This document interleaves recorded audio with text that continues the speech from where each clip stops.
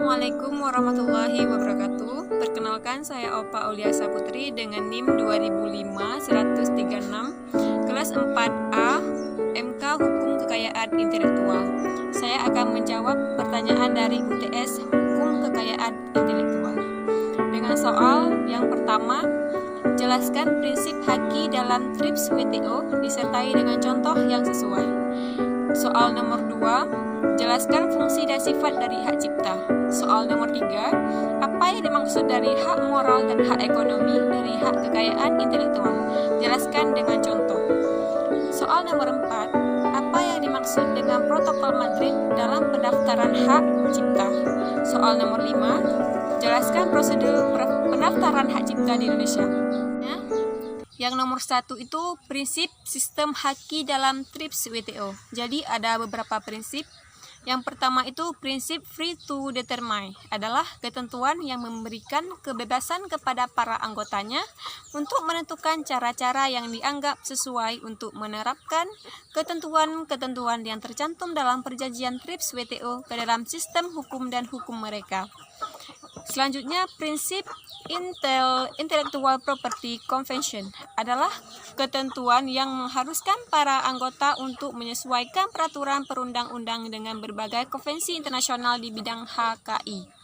Selanjutnya, prinsip National Treatment, yaitu prinsip ini tertuang dalam pasal 3 TRIPS WTO yang mengharuskan para anggotanya untuk memberikan perlindungan HKI yang sama antar warga negaranya sendiri dengan warga negara anggota lain, dengan memerhatikan beberapa pengecualian yang telah ada berdasarkan Konvensi Paris, Konvensi Roma, dan E-Peace Treaty Washington 1989.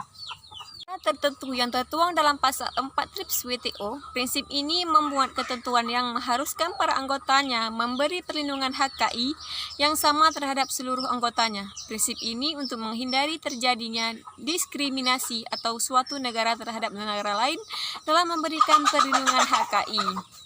Prinsip exhaustion adalah ketentuan yang berhubungan dengan penyelesaian sengketa berdasarkan perjanjian TRIPS WTO. Ada contoh, yaitu contohnya seperti menyangkut masalah perdagangan dan hak kekayaan intelektual telah mencakup perlindungan terhadap merek baik merek lokal maupun asing. Merek asing yang telah didaftarkan dapat dilindungi berdasarkan undang-undang. Selain itu, pengkategorian merek tersebut juga mencakup merek terkenal yang terlebih dahulu didaftarkan di perlindungan dan kepemilikan. Prinsip tersebut merupakan sebagai komitmen Indonesia sebagai organisasi perdagangan WTO maupun persetujuan TRIPS yang telah ditandatangani oleh pemerintah. Jawaban nomor 2 yaitu fungsi dan sifat dari hak cipta. Untuk mengetahui fungsi dan hak cipta, demikian ini dapat merujuk pada Undang-Undang Nomor 19 Tahun 2002 Pasal 2 Undang-Undang sebab menjelaskan mengenai fungsi dan sifat hak cipta itu sendiri. Bunyi dari pasal tersebut ialah sebagai berikut. Hak cipta merupakan hak eksekutif bagi pencipta atau pemegang hak cipta untuk mengumumkan atau memperbanyak ciptaannya yang timbul secara otomatis setelah suatu cipta dilahirkan tanpa mengurangi pembatasan menurut peraturan perundang-undangan yang berlaku. Pencipta atau pemegang hak cipta atau karya sinematografi dan program komputer memiliki hak untuk memberikan izin atau melarang orang lain yang tanpa sepengetahuannya menyewakan ciptaan tersebut untuk kepentingan yang bersifat komersial. Adapun sifat-sifat hak cipta ialah: yang pertama, hak cipta adalah hak eksekutif. Berdasarkan arti dari hak cipta dalam Undang-Undang Nomor 28 Tahun 2014 disebutkan bahwa hak cipta ialah hak eksekutif. Diartikan sebagai hak eksekutif karena hak cipta hanya diberikan kepada pencipta atau pemilik pemegang hak. Hak cipta untuk kepentingan umum. Seperti yang telah dijelaskan bahwa hak cipta merupakan hak eksekutif yang istimewa, tetapi ada pembatasan-pembatasan tertentu yang bahwa hak cipta juga perlu untuk memperhatikan kepentingan masyarakat atau umum yang juga turut memanfaatkan ciptaan seseorang. Hak cipta Selanjutnya, hak cipta dapat beralih atau dialihkan.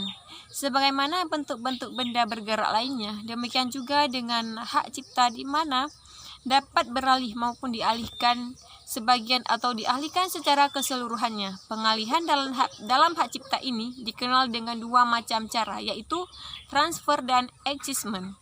Dan selanjutnya yaitu hak cipta dibagi atau diperinci. Nomor 3. Hak cipta di Indonesia juga mengenal konsep hak ekonomi dan hak moral. Hak ekonomi adalah hak untuk mendapatkan manfaat ekonomi atas ciptaan, sedangkan hak moral adalah hak yang melekat pada diri pencipta atau pelaku seni rekaman siaran yang tidak dapat dihilangkan dengan alasan apapun. Walaupun hak cipta atau hak kekayaan telah dialihkan, contoh pelaksanaan hak moral adalah pencantuman nama pencipta pada ciptaan, walaupun misalnya cipta atau ciptaan tersebut sudah dijual untuk dimanfaatkan pihak lain. Hak moral atau dalam pasal 24-26 Undang-Undang Hak Cipta, istilah dan pengertian hak kekayaan intelektual merupakan hak yang timbul atau lahir karena kemampuan intelektual manusia.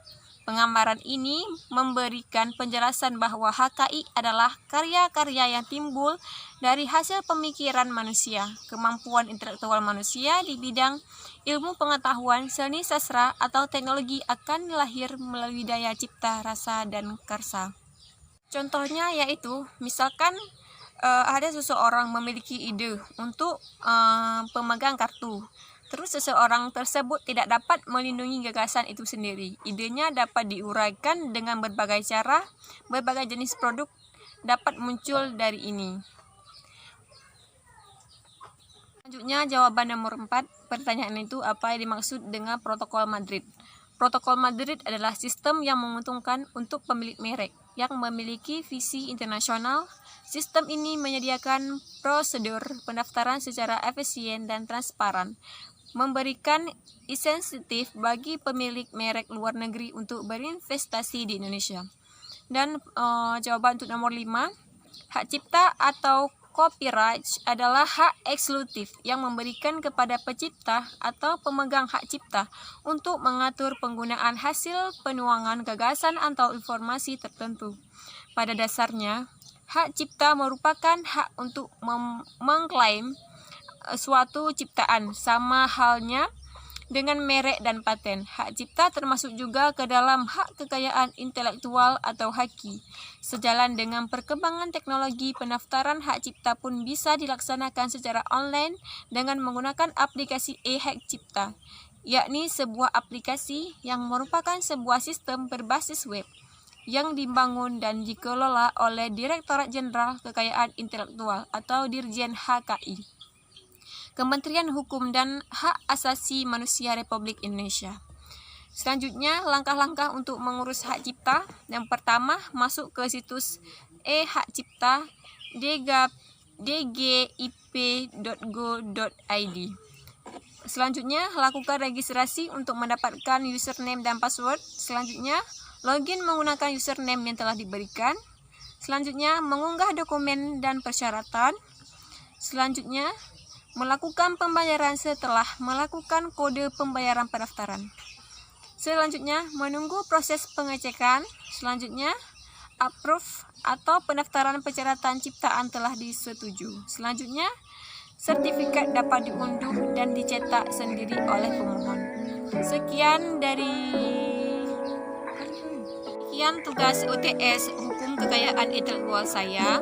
Mohon maaf apabila ada kesalahan. Terima kasih untuk semuanya dan jangan lupa di like, comment, and subscribe.